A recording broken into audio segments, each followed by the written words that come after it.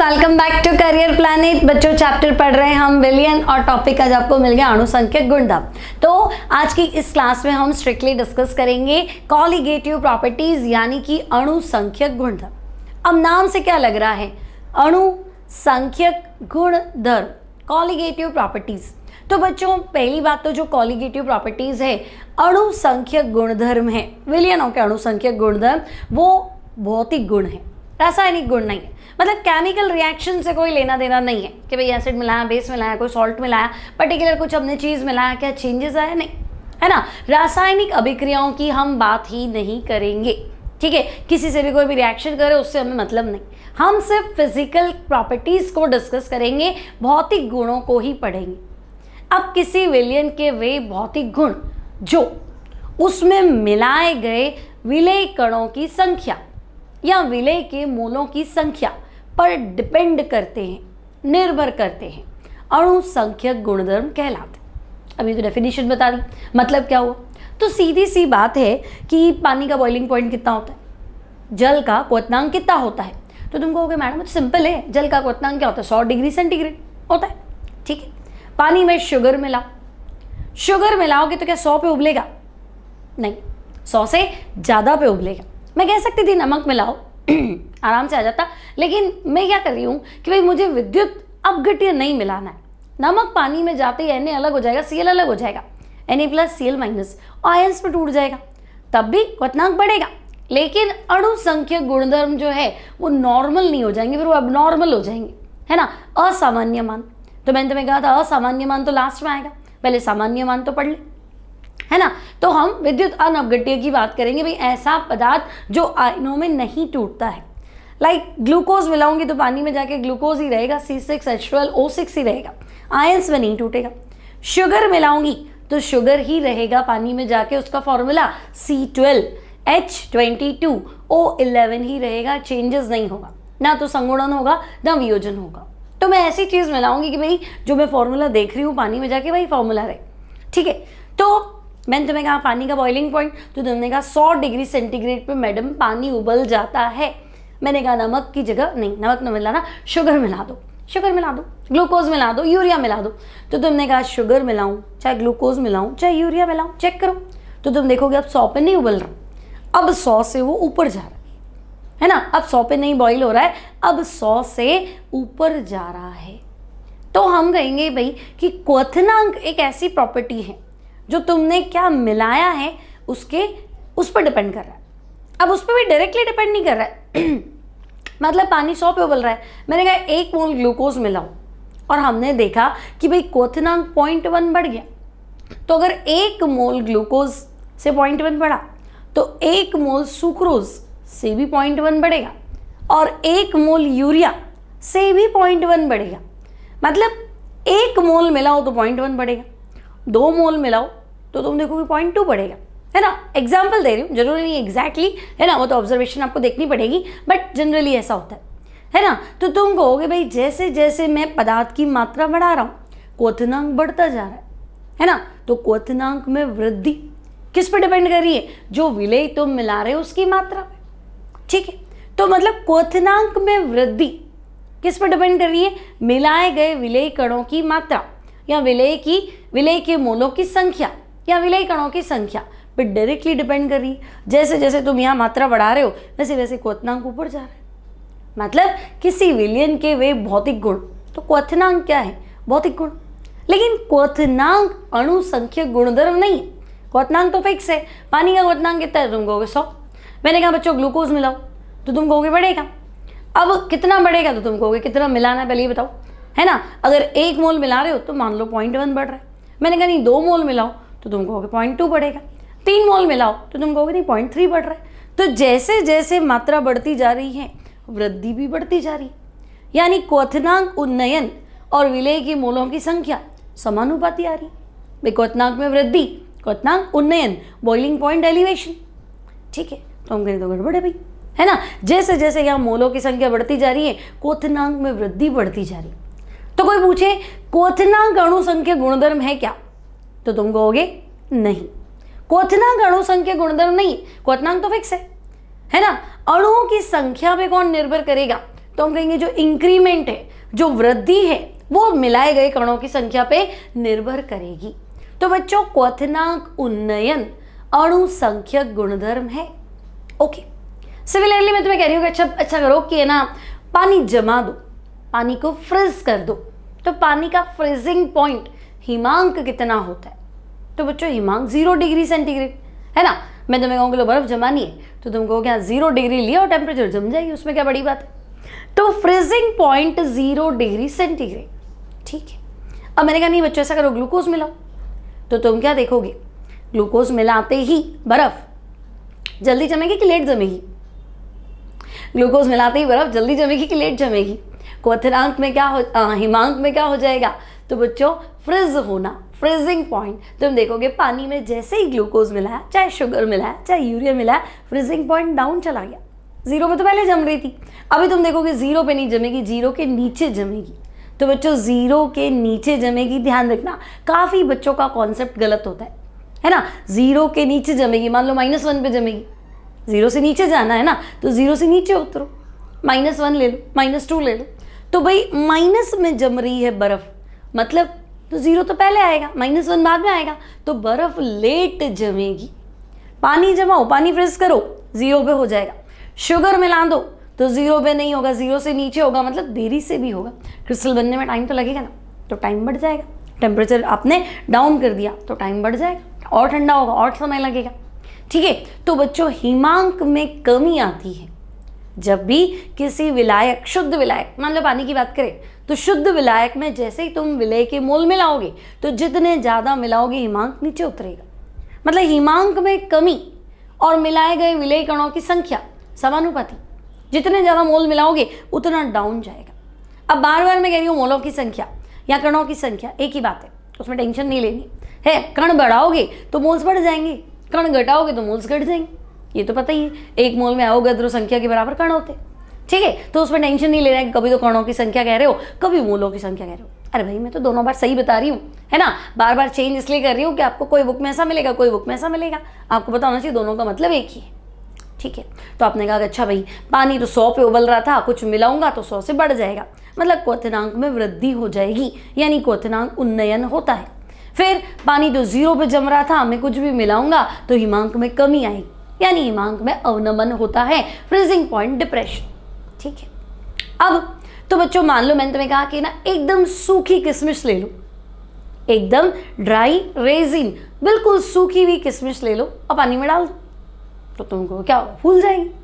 सभी देखते हैं फूल जाती है, इसमें क्या बड़ी बात है, ठीक है। थोड़ी सॉफ्ट ले लो, थोड़ी फ्रेश ले लो, तो वो भी फूलेगी।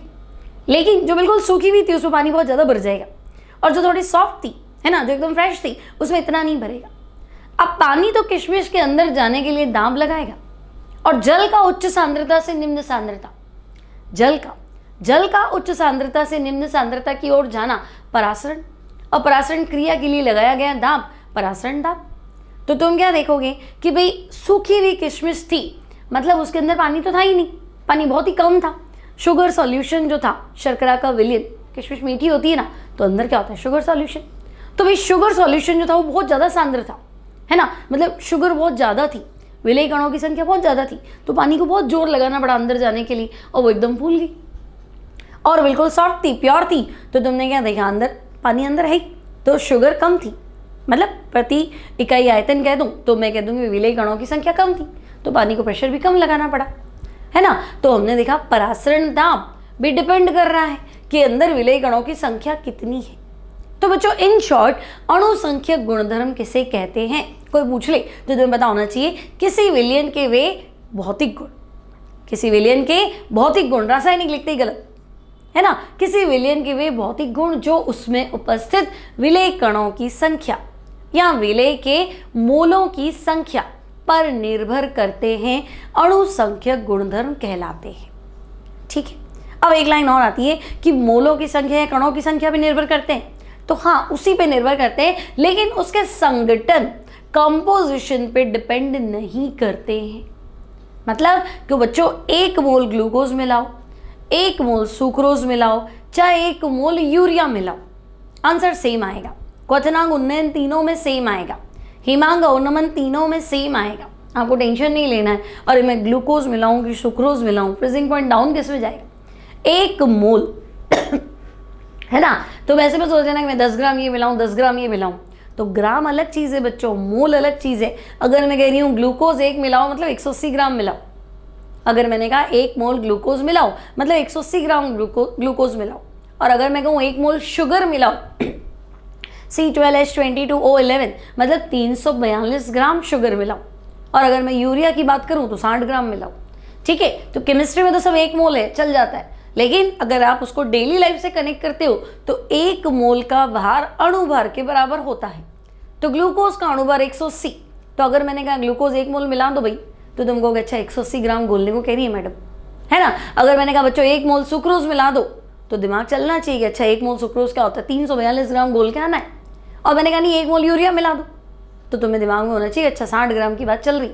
ठीक है, सुनने वाले बोलेंगे हाँ क्या तीनों 1 मोल ही तो है, लेकिन साइंस के बच्चे को पता है तीनों 1 मोल मजाक नहीं है, तीनों का वेट अलग अलग है। ठीक है, तो इन शॉर्ट किसी विलयन के वे भौतिक गुण जो उसमें उपस्थित विलेय कणों की संख्या या विलेय के मोलों की संख्या पर निर्भर करते, संगठन कंपोजिशन पर डिपेंड नहीं करते। मतलब चाहे तुम सुक्रोज मिलाओ, चाहे तुम ग्लूकोज मिलाओ, चाहे तुम यूरिया मिलाओ, आंसर सेम है। शर्त इतनी है जो फॉर्मूला तुम मुझे बता रहे हो विलियन में जाने के बाद भी वही फॉर्मूला होना चाहिए।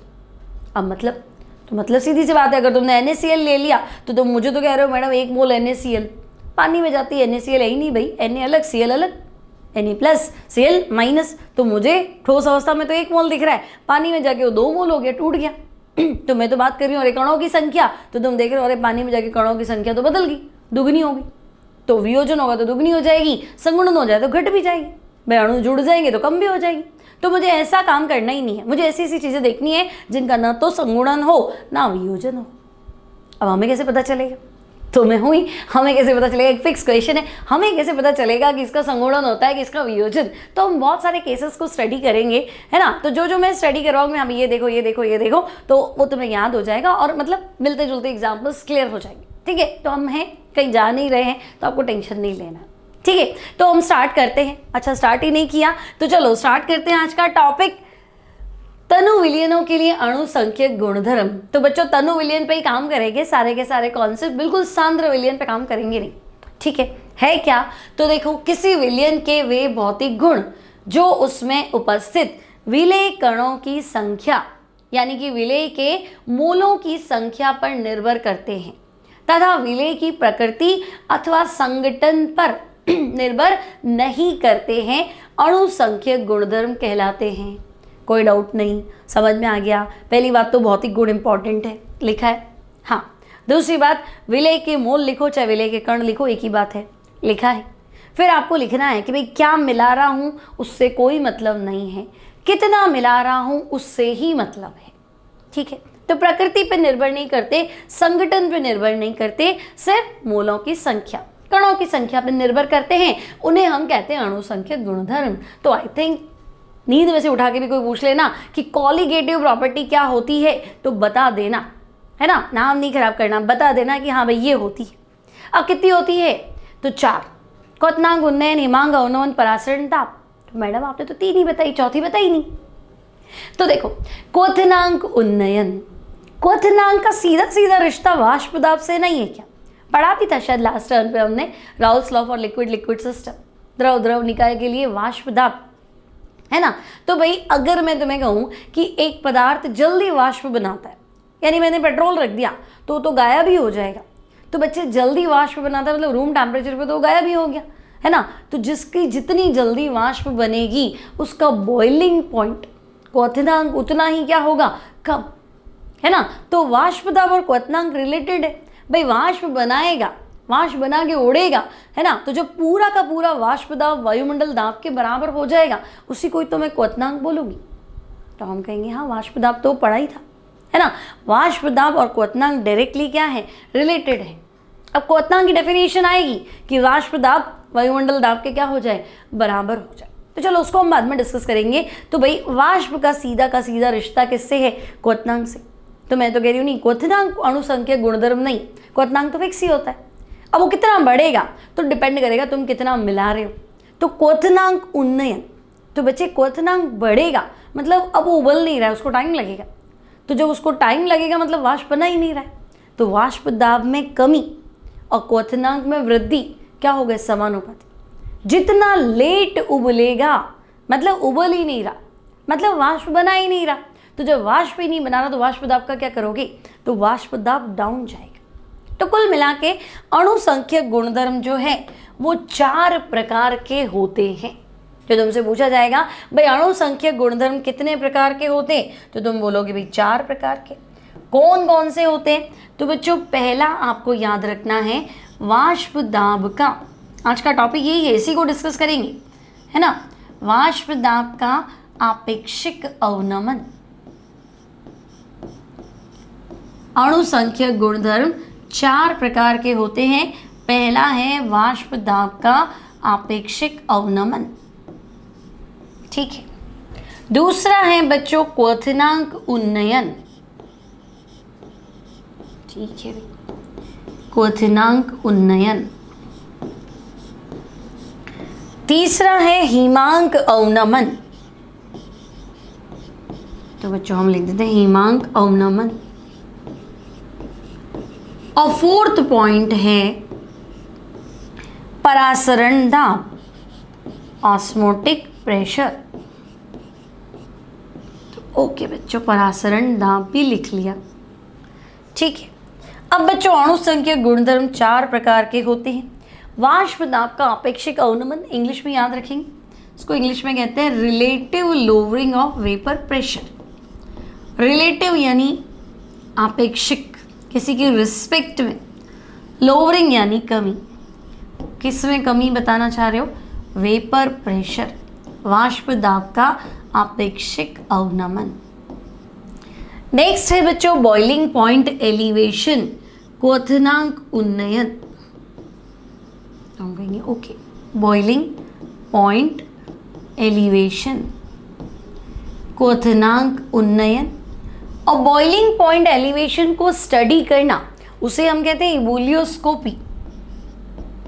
तो हम कहेंगे चलो भी इबुलियोस्कोपी। नेक्स्ट है बच्चों फ्रीजिंग पॉइंट डिप्रेशन।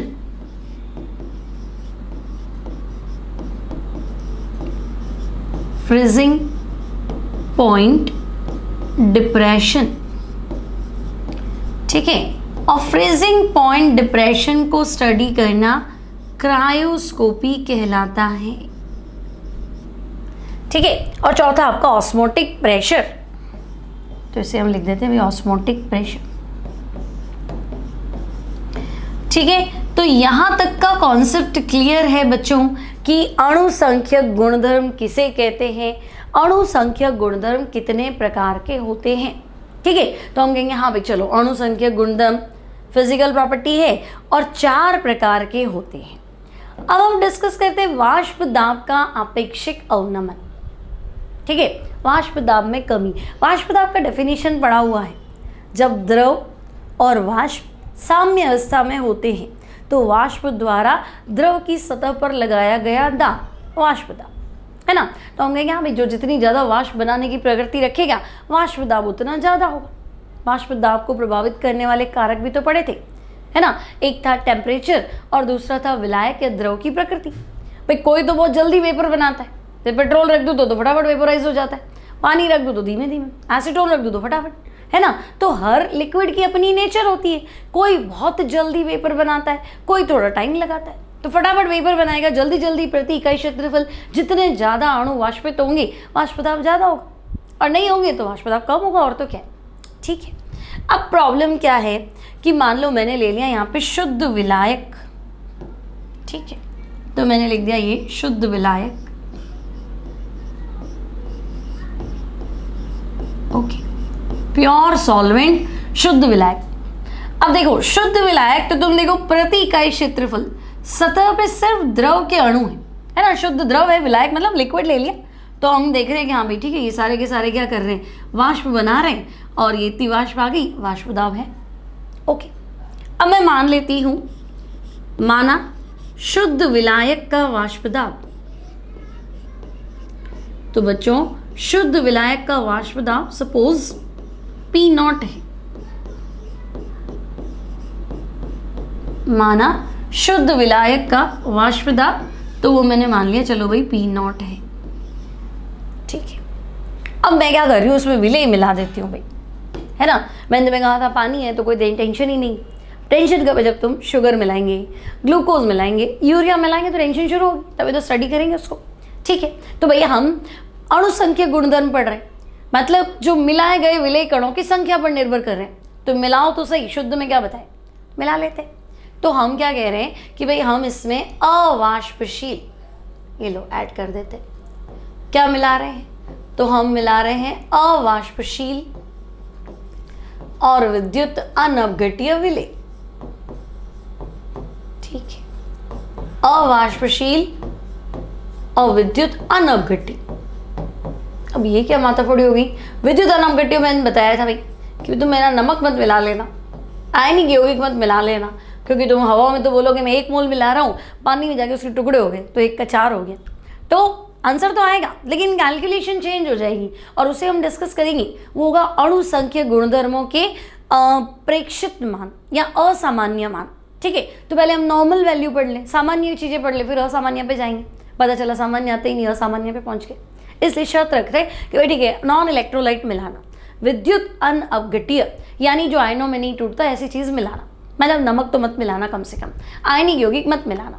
क्या मिलाना, तो ग्लूकोज मिलाओ, शुगर मिलाओ, यूरिया मिलाओ, है ना, फ्रक्टोज मिलाओ, सुक्रोज मिलाओ, जो मर्जी पड़े मिलाओ, बस आयनों में नहीं टूटना चाहिए। ठीक है, अब देखो अवाष्पशील, तो मतलब तुम ठोस पदार्थ मिला रहे हो, है ना। क्या मिला रहे हो, अवाष्पशील मतलब जो वाष्प नहीं बनाता। तुम द्रव मिलाओगे तो द्रव तो वाष्प बनाता ही, तो तुम ठोस मिला रहे, जैसे ग्लूकोज मिलाओगे और मैं तुम्हें कहूँ पानी गर्म करो, तो बच्चे पानी तो उड़ जाएगा, पीछे ग्लूकोज तो रह जाएगा, ग्लूकोज की तो वाष्प नहीं बनेगी। तो हम कहेंगे ठीक है, अवाष्पशील ठोस मिलाओ, ओके, और आयनों में नहीं टूटना चाहिए। अब होगा क्या, तो तुम्हें पता है जैसे ही हम पानी में शक्कर घोलते हैं तो गायब हो जाती, तो गायब हो जाती मतलब है तो उसके अंदर ही, लेकिन वो छोटे छोटे पार्टिकल्स में टूटती जाती। इतने छोटे पार्टिकल होते हैं, नैनोमीटर साइज में हो जाते हैं कि हमें दिखना बंद हो जाते, लेकिन है तो पानी के अंदर ही। तो मैंने पहले शुद्ध विलायक बनाया था, सिर्फ पानी। अब तुमने कहा नहीं मैं तो ग्लूकोज घोल रहा हूँ, तो घोल दो, तो जाएगा कहाँ, पहनने में तो नहीं बैठेगा, गायब हो जाती है, मतलब आपको दिखाई नहीं दे रही, यानी वो द्रव के अणुओं के बीच में है। अब ये विलायक तो नहीं रहा, तुमने जैसे ही कुछ मिलाया तो ये विलयन बन गया। ठीक है, तो बच्चों अब ये है विलयन, ओके, यहाँ मैं लिख देती हूँ भाई, अब ये है विलयन।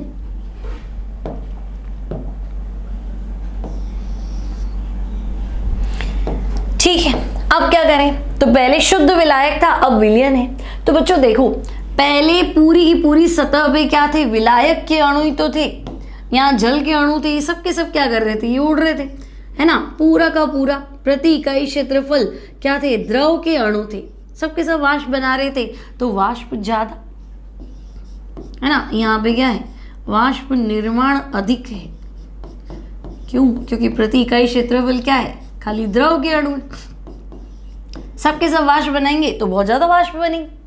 लेकिन यहाँ तो तुम कहोगे नहीं भाई बीच बीच में तो ठोस आ गया, तो ठोस आ गया मतलब अवाष्पशील है, खुद तो उड़ेगा नहीं। अब वाष्प दाब मतलब प्रति इकाई क्षेत्रफल कितने अणु वाष्पित हो रहे, सतह से कोई लेना देना नहीं, हम पहले भी पढ़ चुके हैं। ठीक है, तो हम कह रहे हैं देखो पहले मैंने इतनी जगह ली तो मुझे तो 4 अणु दिखे, अब अगर मैं इतनी जगह लेऊं तो मुझे 4 दिख ही नहीं रहे, मुझे तो 2 ही दिख रहे, 2 ठोस के अणु। तो मैं कहूँगी अब पानी के बीच बीच में क्या हो गया, ग्लूकोज आ गया, तो पानी तो उड़ेगा, ग्लूकोज नहीं उड़ेगा, फिर पानी उड़ेगा, ग्लूकोज नहीं उड़ेगा, फिर उड़ा नहीं उड़ा, उड़ा नहीं उड़ा, अरे तो क्या हो गया, तो हुआ ये कि प्रति इकाई क्षेत्रफल विलायक के अणु कम हो गए, भाई पानी पानी उड़ेगा तो पानी के बीच में ग्लूकोज है, फिर पानी है, फिर ग्लूकोज है, तो अब मुझे तो इतनी जगह पे मापना है ना कि यहाँ कितना है, तो मैं कहूँगी नहीं, वाष्प निर्माण जो है वो कम हो गया, क्योंकि बीच बीच में ठोस आके उसको क्या करेगा, परेशान करेगा, तो वाष्प निर्माण कम। ठीक है, अब वाष्प निर्माण ज्यादा, तो वाष्प ही तो दाब लगा रही, तो वाष्प निर्माण ज्यादा था तो वाष्प दाब ज्यादा होना चाहिए, है ना। सारे अणु क्या उड़ रहे, तो सबकी तरफ से वाष्प बनेगी तो वाष्प दाब ज्यादा, है ना। तो यहां मुझे लिखना है वाष्प दाब अधिक।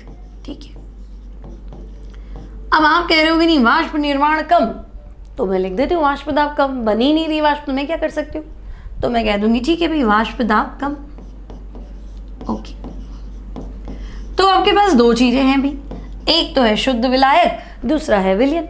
एक पानी में ग्लूकोज मिला दिया, तो भाई शुद्ध विलायक था तो मैंने माना था वाष्प दाब P0, ठीक है। विलयन है तो हम मान लेते हैं माना वाष्प दाब PS, ठीक है। माना शुद्ध विलायक का वाष्प दाब P0, तो माना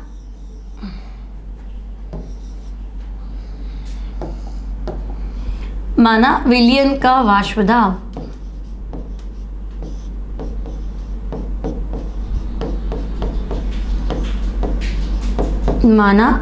वाष्प दाब कितना है PS, ठीक है भाई। तो विलायक का वाष्प दाब हो गया बच्चों P0, विलयन का वाष्प दाब तो आप कह रहे हैं PS। अब आप कह रहे हैं नहीं, विलायक का वाष्प दाब तो ज्यादा है, विलयन का वाष्प दाब कम है। क्यों? क्योंकि प्रति इकाई क्षेत्रफल द्रव के अणुओं की संख्या कम हो जाती है। तो इस बात को हम लिख भी देते हैं। तो हम मान के चले कि भाई शुद्ध विलायक का वाष्प दाब, अतः शुद्ध विलायक का वाष्प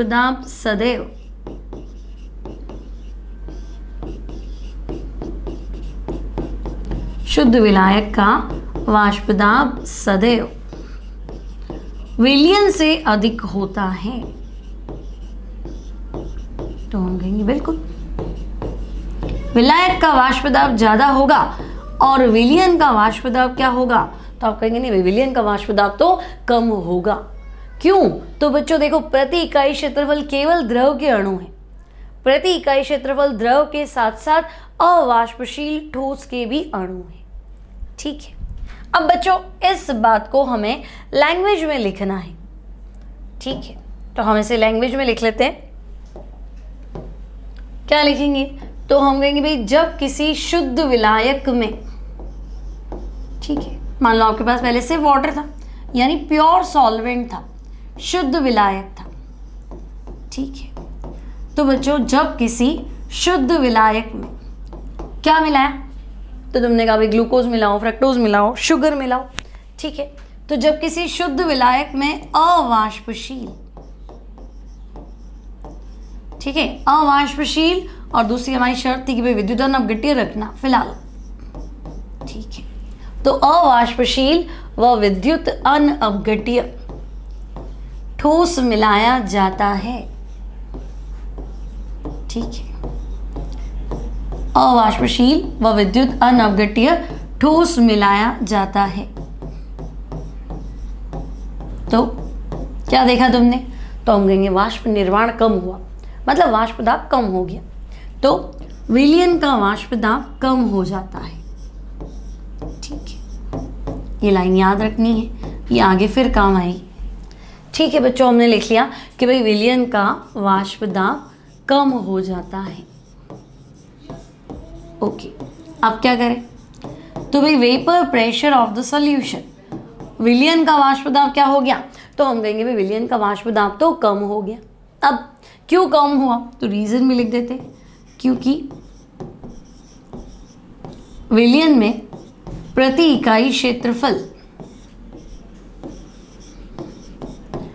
विलयन में प्रति इकाई क्षेत्रफल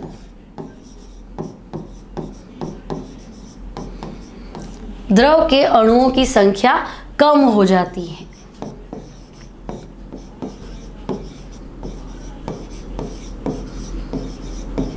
ठीक है भाई। अब वाष्प तो बेचारा द्रव ही बना रहा है, द्रव के अणुओं की संख्या ही क्या हो गई, कम हो जाती है, ओके। अब आप कह रहे हो भाई वाष्प दाब में कमी तो आई, तो बच्चों वाष्प दाब में आई यह कमी, वाष्प दाब में आई यह कमी क्या कहलाएगी, तो हम कहेंगे भाई वाष्प दाब में आई यह कमी वाष्प दाब अवनमन कहलाती है, ठीक है। वाष्प दाब में आई यह कमी वाष्प दाब अवनमन कहलाती है, ओके। यहां तक तो कोई समस्या नहीं। वाष्प दाब में आई कमी वाष्प दाब अवनमन कहलाती है। अब हम क्या करते हैं, फॉर्मूला वाइज सॉल्व करते हैं। तो हम कहेंगे भाई देखो, माना शुद्ध द्रव, पहले पानी था तो वाष्प दाब, तो हमने लिखा था ना, अभी देखो पिक्चर बनाया था, हमने क्या लिखा था कि भाई देखो शुद्ध विलायक है तो वाष्प दाब P नॉट, और बाद में जब तुम कुछ मिला रहे हो तो वाष्प दाब कितना है PS। ठीक है, तो भाई शुद्ध विलायक है तो वाष्प दाब हम मान लेते हैं P नॉट, और कुछ मिलाएंगे तो वाष्प दाब कम हो गया तो PS। मान लो पहले 100 था बाद में 80 हो गया, तो पहले 100 था बाद में 80 हो गया, कमी कितने की आई तो हम कहेंगे 20 की। तो बच्चों वाष्प दाब का अवनमन, वाष्प दाब में आई कमी तो हम कहेंगे P नॉट माइनस PS। अब वाष्प दाब का अपेक्षिक अवनमन, भाई तुम कह रहे हो पहले 100 था बाद में 80 था तो कम कितना हुआ, तो हम कहेंगे कम 20 हुआ।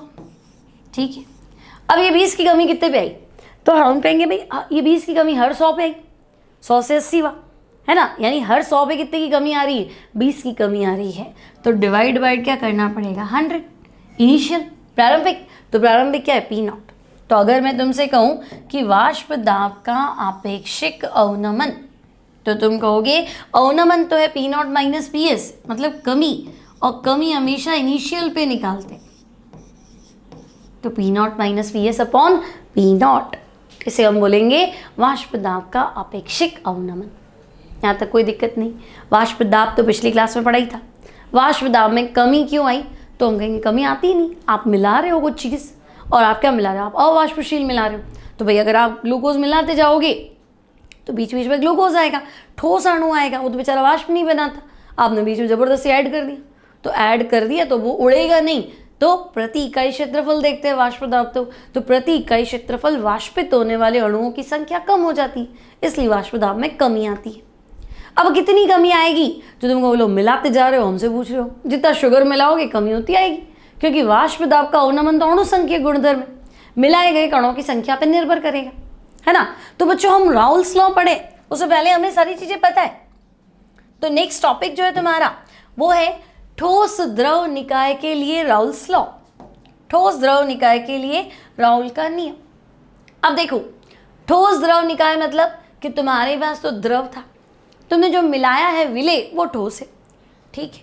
अब राउल्स क्या कहता है, तो इसको दूसरे तरीके से भी क्या लिखेंगे, मान लो एग्जाम में आ गया अवाष्पशील व विद्युत अनअपघट्य विलेय, तो देखो जो तुम ठोस मिला रहे हो वाष्प थोड़ा ना बना रहे हो, अवाष्पशील मिला रहे हो, है ना। और विद्युत अनअपघट्य, मैंने कहा था भाई आयंस में नहीं टूटना चाहिए, सामान्य वैल्यू की बात कर रहे हैं, है ना, सामान्य गुण की बात कर रहे हैं, ठीक है। इसके लिए राउल्स लॉ बता दो, तो दोनों का मतलब एक ही है। अब देखो इस लैंग्वेज को पूरा करो, इस लाइन को पूरा करें। इस नियम के अनुसार अवाष्पशील व विद्युत अनअपघट्य विलयनों के विलयन अवाष्पशील व विद्युत अनअपघट्य विलेय युक्त विलयनों के लिए, ठीक है, विलयन का वाष्प दाब मतलब कि भाई आपने पानी में शुगर मिलाया है, अब विलयन का वाष्प दाब, कमी नहीं पूछ रहा है, वाष्प दाब। तो मैं कह रही हूँ कि भाई पहले मान लो वाष्प दाब 100 था, अब ये कह रहा है वाष्प दाब किसके समानुपाती है, तो अगर मैं शुगर मिलाऊंगी तो घट जाएगा, है ना, अगर मैं जितना ज़्यादा शुगर मिलाऊंगी तो घट जाएगा, तो कमी विलेय के बराबर हुई। तुम कह रहे कमी नहीं, आप तो बताओ वाष्प दाब ज़्यादा कब रहेगा, तो ज़्यादा कब रहेगा, तो तुम पानी ज़्यादा ले लो, है ना। भाई तुम कह रहे हो मैं मिलाऊंगा ऑटो फिक्स है, मैं तो 1 मोल मिला रहा हूँ, तो मैं टीचर दे दे बोलो 1 मोल मिलाओ, उसे ये तो नहीं कहा कितने में मिलाओ। अब तुम कह रहे नहीं मेरे तो वाष्प दाब ज़्यादा रखना है, कम नहीं रखना है, तो ठीक है ना, उसने बोला 1 मोल विलेय फिक्स कर दिया, विलायक तो बेचारा बोला ही नहीं, भूल गया, तो तुम क्या करो 1 लीटर की जगह 2 लीटर मिला लो। जितना ज़्यादा पानी लाओगे वाष्प दाब क्या रहेगा, ज़्यादा रहेगा, क्योंकि शुगर तो वाष्प को कम कर रहा था, वाष्प दाब को कम कर रहा था, लेकिन पानी तो खुद उड़ रहा है, वाष्प दाब को बढ़ा रहा है। तो मैं कह रही हूँ कि विलयन का वाष्प दाब, तो बच्चों क्या होगा, तो तुम कहोगे विलायक के मोल भिन्न के समानुपाती, विलायक के मोल भिन्न के समानुपाती होता है। भाई मुझे तो डायरेक्टली प्रोपोर्शनल करना है, शुगर मिलाऊंगी तो मुझे पता है घटना है, घटाना नहीं है, मुझे वाष्प दाब ज़्यादा रखना है, तो वाष्प दाब ज़्यादा कब रखूँ, जब पानी ज़्यादा रख लो, है ना। और वैसे भी तुम डाल्टन्स लॉ भी पढ़ रहे थे, कोई भी हेनरी लॉ भी तो पढ़ा था कि गैस द्वारा लगाया गया दाब विलयन में उपस्थित गैस के मोलों के समानुपाती, तो दाब गैस का तो मोल भिन्न गैस के, दाब विलयन का तो मोल भिन्न विलयन में क्या है, ठोस का तो वाष्प दाब होना नहीं है, है ना, तो हम कहेंगे वाष्प दाब तो द्रव का होना है, तो विलयन का वाष्प दाब यानी विलायक के मोल भिन्न, क्योंकि वाष्प दाब तो विलायक का ही है एक्चुअली। ठीक है, तो हम कहेंगे विलयन का वाष्प दाब विलायक के मोल भिन्न के समानुपाती। आई थिंक मेरी बात समझ में आ गई होगी। ठीक है, कुछ विलय मिलाएंगे तो वाष्प दाब में कमी आती है। ठीक है, और पानी ज़्यादा रखेंगे तो वाष्प दाब ज़्यादा रखेगा, है ना, तो विलायक मतलब जल ही है, तो वाष्प दाब विलायक के मोल भिन्न के समानुपाती होता है। ठीक है भाई, समानुपाती होता है मतलब, तो हम कहेंगे देखो PS समानुपाती X विलायक, पानी जितना ज़्यादा होगा विलायक के मोल भिन्न जितना ज़्यादा होंगे विलयन का वाष्प दाब उतना ज़्यादा होगा। मान लो पहले पानी का जो वेपर प्रेशर था वो मान लो 100 लगभग, ठीक है, इमेजिन कर ले भाई 100 मिलीमीटर था। अब तुम कहोगे भाई मैं तो पानी में ग्लूकोज भी मिलाया, तो पानी भी लिया ग्लूकोज भी लिया, अब क्या होगा, तो ग्लूकोज मिलाने से तो वाष्प दाब घटेगा, पानी ज़्यादा लेने से वाष्प दाब बढ़ेगा। ठीक है, तो मैंने कहा कि भाई वाष्प दाब जो है वो जल के मोल भिन्न या विलायक के मोल भिन्न के समानुपाती। अब मैं कह रही हूँ पहले प्रेशर कितना था, तो 100 था, अब तुम्हें पता है कुछ मिलाएंगे तो घटेगा, है ना। अब पानी कितना लिया उतना परसेंट रह जाएगा। मान लो तुमने 70% तो पानी रखा, 30% ग्लूकोज मिला लिया, तो पहले वाष्प दाब 100 था ना, तो 100 का 70%, यानी अब वाष्प दाब तुम्हें 70 ही मिलेगा, 30 जो है वो तो कमी आ जाएगी। अब तुम कह रहे हो नहीं मैं पानी तो 80% रखूँगा और सुक्रोज या ग्लूकोज जो भी है, विलेय जो भी है, उसको मैं 20 रखूँगा, तो वाष्प दाब 80%, 100 का 80% मतलब 80 हो जाएगा। अब पानी 90 रख लो तो वाष्प दाब 90 रहेगा, कमी 10 आ जाएगी। ऐसे तो आप कहेंगे PS समानुपाती X विलायक और PS equals to P0 X विलायक। P0 मतलब भाई अब कम ज़्यादा जो भी हुआ वो शुरू की तो होगा रिस्पेक्ट में, शुरू में कितना था उसके हिसाब से घटेगा और बढ़ेगा। समझ में आ गया। तो PS क्या है बच्चों, तो हम कहेंगे PS है विलयन का वाष्प दाब। जब तुम कुछ मिला रहे हो उसके बाद में कम तो होना ही है ना, आपको पता है P0 माइनस PS पढ़ा था ना, तो PS क्या है, तो भाई PS है विलयन का वाष्प दाब। P0 क्या है, शुद्ध विलायक का वाष्प दाब। ठीक है, शुद्ध विलायक का वाष्प दाब। बात समझ में आ गई अब मेरी, परेशान नहीं होगी, है ना।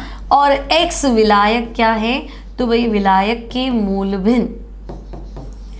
ठीक है, अब बच्चों विलायक का वाष्प दाब हमेशा ज़्यादा होता है, कभी भी कोई ठोस मिलाओगे तो वाष्प दाब घट जाता है, तो P0 हमेशा ज़्यादा रहेगा, PS हमेशा कम रहेगा, तो PS कम हो गया।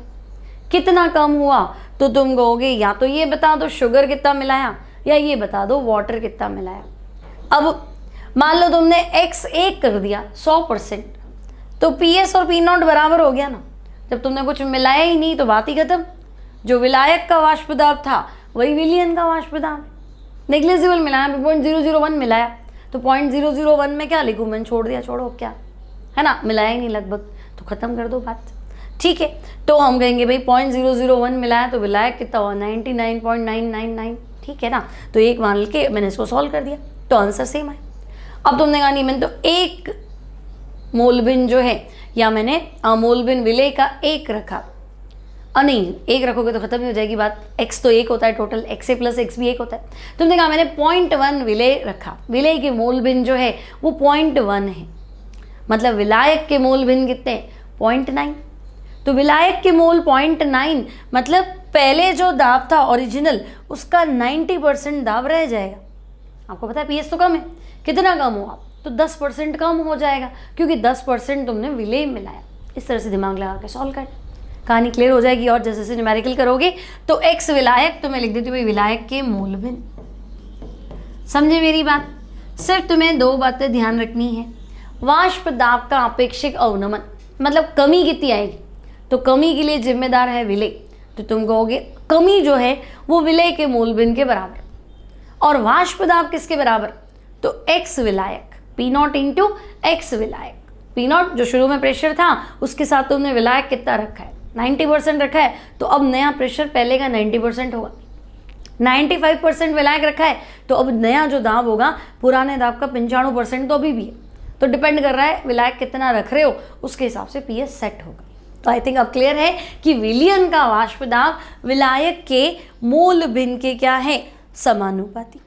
अब पीएस क्या है, पी नॉट क्या है, एक्स क्या है, ये सब क्लियर हो गया। अब इसी से आगे बढ़ते हैं बच्चों, इसी को हम आगे बढ़ा लेते हैं। तो देखो तुम्हें ये चीज़ क्लियर थी, वापस लिख देती हूँ मैं कि भाई पीएस तो तुमने कहा था एक्स विलायक के समानुपाती। मैंने कहा ठीक है चलो।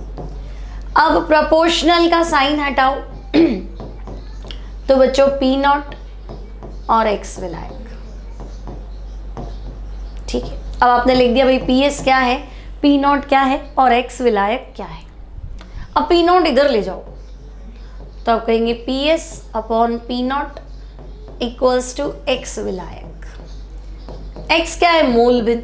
तो मैंने तुम्हें पहले भी बता रखा है कि जैसे परसेंटेज 100 होते हैं, है ना, परसेंटेज 100 होते, मैंने कहा 60% पानी, तो तुम मान जाओगे 40% तुमने विलय मिलाया, है ना। उसी तरह से मोल भिन्न हमेशा एक होता है। तो विलय के मोल भिन्न प्लस विलायक के मोल भिन्न दोनों मिला के जो आंसर होता है दैट इज 1। तो ये तो पता है, अभी शुरू से पढ़ रहे हैं चैप्टर, नहीं पढ़ा तो पिछली क्लासेस रिवाइज करेंगे, है ना। आई थिंक ये शायद 9th या 10th लेक्चर है इस चैप्टर का, ठीक है। पीछे सारी चीज़ें 1 से 8 लेक्चर में आपको अच्छे से बताई गई। अब मैं कह रही हूँ एक्स विलायक नहीं रखना है, तो तुम कहोगे मत रखो, आप ऐसा कर लो P S upon P naught. X विलायक नहीं रखना है मुझे, तो क्या बोलोगे 1 माइनस एक्स विलय रख दो, उसमें क्या बड़ी बात है। तो ठीक है, मैंने रख दिया 1 माइनस एक्स विलय। ओके अब तो मैं यहाँ तक तो पहुँच गई हूँ, है ना। अब मुझे एक्स विलय निकालना है, तो तुम कहोगे ठीक है एक्स विलय निकालना है, एक्स विलय उधर ले जाओ, तो उधर ले जाओगे तो प्लस का हो जाएगा। एक्स विलय उधर ले जाओ तो प्लस का हो जाएगा। 1 P S upon P not इधर ले आओ तो 1 minus P S upon P naught, ठीक है। अब एलसीएम ले लो भाई, तो एलसीएम ले लेते हैं। तो एक्स विलय बराबर पी नॉट ऊपर आ जाएगा, P naught minus P S upon P not. तो ये तो पढ़ा पढ़ा लग रहा है क्या, है ना। ये हमने पढ़ा था ना, वाष्प दाब का आपेक्षिक अवनमन किसके बराबर है, एक्स विलय, विलय के मूल भिन्न के बराबर। तो विलय के मूल भिन्न मतलब एक के मोल अपॉन सबके मोल, मतलब वाष्प दाब का आपेक्षिक अवनमन विलय के मूलों की संख्या पर डिपेंड कर रहा है, यानी ये एक अणुसंख्या गुणधर्म। तो तुम शुरू से ही पढ़ रहे, आधे घंटे पहले यही तो पढ़ा था कि वाष्प दाब का आपेक्षिक अवनमन एक अणुसंख्या गुणधर्म है। जितना अवाष्पशील विलय मिलाते जाएंगे वाष्प दाब में कमी आती जाएगी, ठीक है। तो हम कह सकते हैं अतः क्या कहना चाहिए, तो हम कहेंगे अच्छा भाई P naught minus P S upon P not equals to x विलय का मतलब है वाष्प दाब का आपेक्षिक अवनमन, वाष्प दाब का आपेक्षिक अवनमन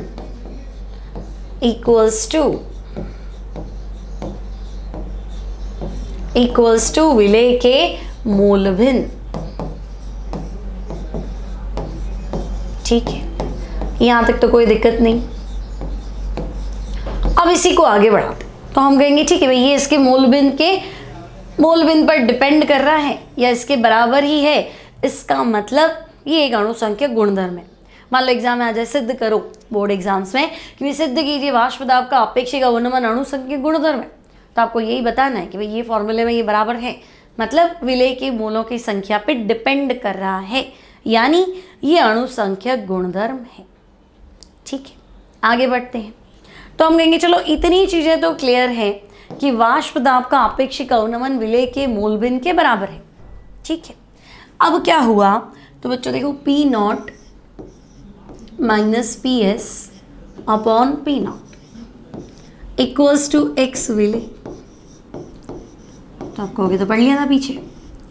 अब x विलेय मतलब विलेय के मूल भिन्न, और विलेय के मूल भिन्न होता है एक घटक के मूल अपॉन सभी घटकों के मूल। मूल भिन्न क्या होता है? एक के मूल अपॉन सबके मूल। तो हम कहेंगे हाँ ठीक है, तो रखो उसको। तो हम कहेंगे चलो भाई P naught minus P S upon P not equals to small n upon n plus n. ये दूसरा फॉर्मूला। अगर आप नीट की तैयारी कर रहे हैं, जेई की तैयारी कर रहे हैं, तो यही फॉर्मूला याद करेंगे, यही लिखना है और इसी से क्वेश्चन सॉल्व करेंगे। समीकरण 1, समीकरण 2 और मैं लिख देती हूँ समीकरण 3। ठीक है, इसी से क्वेश्चन सॉल्व करना। ठीक है, अब देखो क्योंकि आंसर नज़दीक नज़दीक हो ना, मान लो आंसर में काफ़ी डिफरेंस है भाई। ऑप्शन जो है अपेक्षित अनुमान जो है वो ऐसा है कि भाई 10, 15, 20, 25, तो आंसर में काफ़ी डिफरेंस है। तब तो आपको जो आगे बता रही हूँ उससे चला लेना। लेकिन अगर आंसर बहुत नज़दीक है 10, 10.6, 10.9, 11.2, तो आंसर बहुत नज़दीक है। नज़दीक वाले ऑप्शंस में ये फॉर्मूला लगाएंगे और आंसर दूर है तो हम देखते हैं आगे।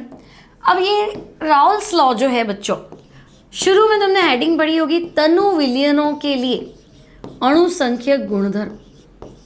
तो बच्चों राउल का नियम तनु विलयनों पर ही लागू होता है ना भाई। आप 1 मोल 2 मोल घोल दोगे जब तक तो चल जाएगा, वो भी बहुत ज़्यादा है ना। आपको ऐसा घोलना पड़ेगा 0.1 मोल, 0.2 मोल, 0.01 मोल, तब चलेगा।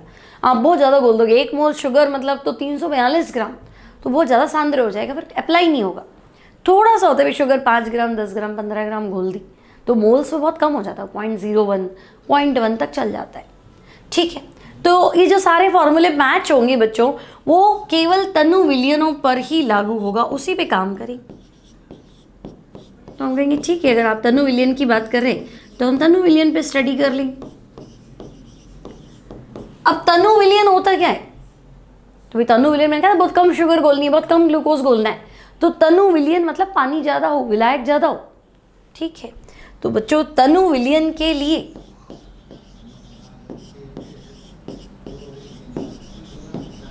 तनु विलयनों के लिए क्या होगा?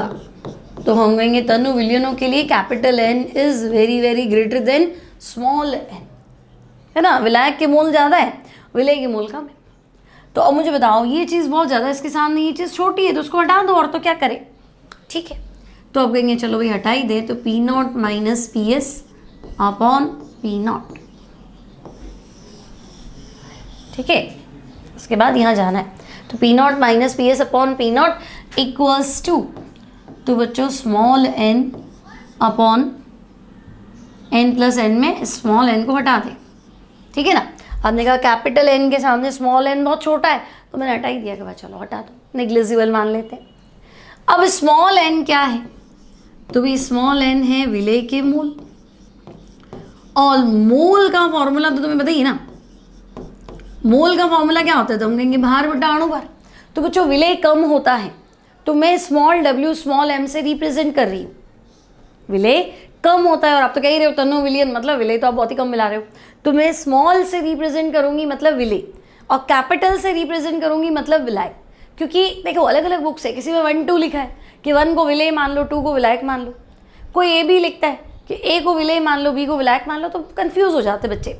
तो मैं सीधा सीधी बात है भाई, स्मॉल n है तो मैं भार बटा अणु भार small w upon small m ना, स्मॉल w की डंडी घुमा देना तो स्मॉल हो गया, और कैपिटल N तो मैं कहूँगी विलायक के मूल। ठीक है भाई, तो विलायक के मूल में बच्चों है तो वही भार बटा अणु भार, तो capital W upon capital M।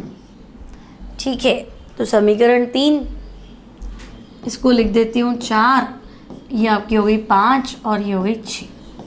तो वैल्यू पुट करो स्मॉल n और कैपिटल N की। तो बच्चों समीकरण 4, 5, 6 से, समीकरण 4, 5 व 6 से, तो चले आगे। तो देखो क्या बोलेंगे आप कि भाई P naught minus P S upon P not equals to small w capital M, value put कर दो, कैपिटल W स्मॉल m। समझ गए? स्मॉल n यानी W बाय m, और कैपिटल N तो capital W by capital N। तो तुम्हें ध्यान रखना है, अब आने वाले जितने भी फॉर्मूले बताऊंगी उन सब में स्मॉल w ऊपर आएगा, स्मॉल w के साथ capital M upon capital W small m। तो आने वाले जितने भी अणु संख्या गुणधर्म आएंगे, अणु संख्या गुणधर्म के फॉर्मूले में स्मॉल w विलेय का भार ऊपर आएगा, स्मॉल w ऊपर आएगा, छोटा बबलू हमेशा ऊपर आएगा, याद रहेगा। छोटा बबलू मतलब स्मॉल w हमेशा ऊपर रखना है, ठीक है। तो बोलोगे नहीं तो तुम्हें पता है स्मॉल w तो ऊपर है, तो स्मॉल w के साथ कैपिटल M और नीचे कैपिटल W है तो स्मॉल m। अभी ये तो पता है ना, भार अणुभार, इसमें तो कोई बड़ी बात है नहीं। तो बस ये फॉर्मूला याद रखना है बच्चों। इक्वेशन 7 ये है Raoult's law for relative lowering of vapour pressure. वाष्प दाब का अपेक्षिक अवनमन को राउल्स लॉ कैसे समझाता है। तो हम कहेंगे ठीक है फॉर्मूला याद रखना है, कर लेंगे, इतना तो हो गया, तो इसको दिक्कत है नहीं। अब क्वेश्चन कर लेते हैं, देखो शायद एनसीईआरटी का ही है। तो बच्चों हाँ, एग्जाम्पल नंबर 2.6 एनसीईआरटी का क्वेश्चन है आपके पास, ठीक है, दिखेगा। तो चलो क्वेश्चन क्या है, थोड़ा नीचे ले लेते हैं। तो बच्चों क्वेश्चन है, निश्चित ताप पर शुद्ध बेंजीन का वाष्प दाब 0.850 बार है। तो शुद्ध बेंजीन मतलब विलायक मान लूँ, शुद्ध बेंजीन मतलब क्या मान लूँ, विलायक। तो हम कहेंगे ठीक है भाई, शुद्ध बेंजीन यानी P0, विलायक का वाष्प दाब क्या था P0, 0.850 बार है, तो हम लिख देते हैं बार, ओके। अब 39 ग्राम बेंजीन में 0.5 ग्राम अवाष्पशील व विद्युत अनअपघट्य विलेय मिलाया। तो 39 ग्राम बेंजीन, विलायक बेंजीन 39 ग्राम और विलेय कितना 0.5 ग्राम। और वैसे भी जो कम है वो विलेय और जो ज़्यादा है वो विलायक, अणु संख्या गुणधर्म पढ़ रहे, तनु विलयन पे अप्लाई होता है। तो हम कहेंगे ठीक है, विलेय मतलब जो कम है स्मॉल w 0.5 ग्राम, लिखा भी है वैसे क्वेश्चन में। विलायक मतलब जो ज़्यादा है यानी कि बेंजीन यानी कैपिटल W 39। अभी कह रहे भाई ये मिलाया तो विलयन का वाष्प दाब 0.845 हो गया। तो पहले 850 बाद में 845, एक्चुअली पढ़ना तो ऐसे 0.850 0.845 मतलब कम हो गया 0.005 कम हो गया। आपको पता है जो ज़्यादा है वो P0 और जो कम है वो PS। पहले पानी था, वाष्प दाब ज़्यादा था, कुछ भी मिलाओगे तो कम हो जाएगा। तो ज़्यादा P0 ज़्यादा PS, ज़्यादा P0 कम PS, तो वो ज़्यादा है P0 ही कम है तो PS। तो अब क्या करें, तो भाई PS लिख दो। तो PS है भाई 0.845 बार, तो चलो बार, तो P0 हो गया, PS हो गया, स्मॉल w हो गया और ये हो गया। अभी कह रहे यदि बेंजीन का अणुभार, तो देखो कितना महान है, बेंजीन का अणुभार भी दे दिया। तो तुम्हें फॉर्मूला याद करके C6H6 फिर तुम्हें निकालना नहीं पड़ेगा, 12 × 6 + 6 C6H6 अणुभार तो निकालोगे ना, 78 आएगा। तो क्या भाई 78 ग्राम प्रति मोल आपको अणुभार दे रखा है। तो आप तो शांति से फॉर्मूला लगाओ और आंसर निकालो, ठीक है। तो हम क्या करते हैं, फॉर्मूला लगाते हैं, वाष्प दाब का अपेक्षिक अवनमन P0 - PS upon P0 equals to, तो हम कहेंगे small w capital M capital W small m। अभी देखो 39 ग्राम में 0.5 ग्राम मिलाया है तो तनु विलयन है, तनु विलयन का फॉर्मूला लगा लो। अब P0 तो शुरू में था 0.850, बाद में कितना हो गया 0.845, अगेन P0 तो 0.850, स्मॉल w विलेय का भार 0.5 ग्राम, ठीक है। स्मॉल w कैपिटल M तो 78, कैपिटल W 39, स्मॉल m विलेय का अणुभार पूछा है ना, क्या पूछा है इसने, हाँ ये रहा, विलेय का अणुभार ज्ञात करो। स्मॉल m तो पूछा था ना भाई, फाइंड क्या करेंगे फिर, सभी दे देगा तो ये रहा।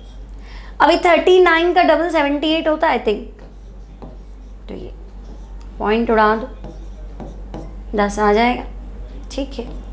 तो ये 5 और 5 कैंसिल, ठीक है। तो यहाँ की वैल्यू तो आई नहीं, बस ये स्मॉल m है।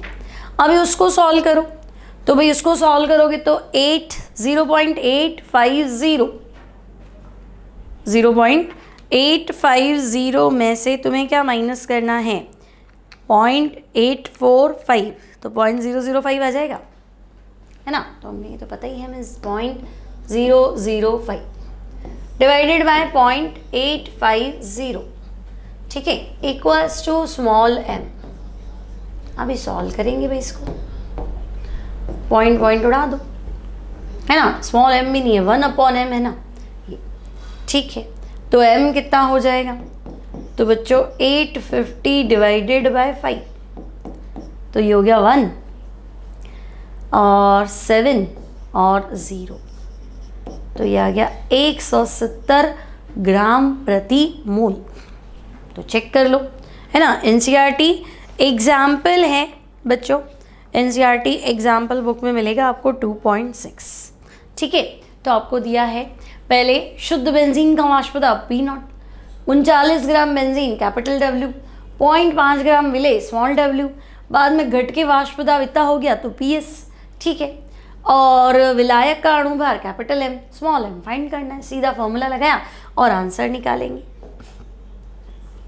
अब तो हमने डिस्कस कर लिया अणु संख्यक गुणधर्म।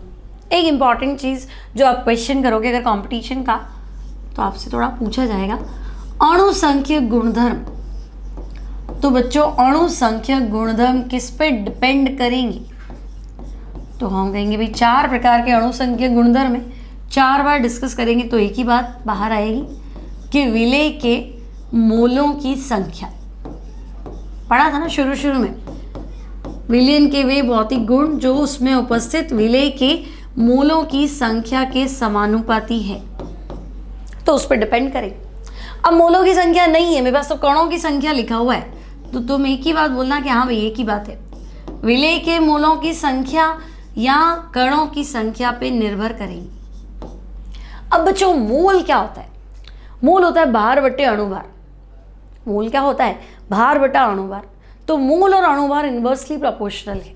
तो अणु संख्यक गुणधर्म विलेय के अणुभार के व्युत्क्रमानुपाती है, ये ध्यान रखना, है ना। विलेय का अणुभार जितना ज्यादा होगा अणु संख्यक गुणधर्मों की मान उतने ही कम हो जाए, ये पूछा जाएगा कहीं ना कहीं आगे, तुम्हें ये परेशान करेगा, तो ये पता होना चाहिए। तो इन शॉर्ट आज के सारे टॉपिक्स कंप्लीट। अणु संख्यक गुणधर्म क्या होता है, कितने प्रकार के होते हैं, वाष्प दाब का अपेक्षिक अवनमन किसे कहते हैं, कमी आई तो क्यों आई, है ना, कैसे डिपेंड करा, Raoult's law for solid liquid system क्या है, ठीक है। इंपॉर्टेंट चीज, तो अगर आप बोर्ड की तैयारी कर रहे हैं तो आपसे पूछा जाएगा भाई Raoult's law for solid liquid system, ठोस द्रव निकाय के लिए राउल का नियम, तो आई थिंक आप कर लेंगे, है ना। राउल्स लॉ डिस्कस करने के बाद में उस पे बेस्ड क्वेश्चन, उसका पूरा डेरिवेशन और उस पे बेस्ड क्वेश्चन। तो आई होप पूरा का पूरा लेक्चर अच्छे से समझ में आ गया तो एक लाइक भी कर दो, उसमें क्या है, ठीक है। तो मिलते हैं अगली क्लास में अगले कॉलिगेटिव प्रॉपर्टी के साथ, है ना, जो कि रहेगा क्वथनांक उन्नयन। Till then take care and good bye.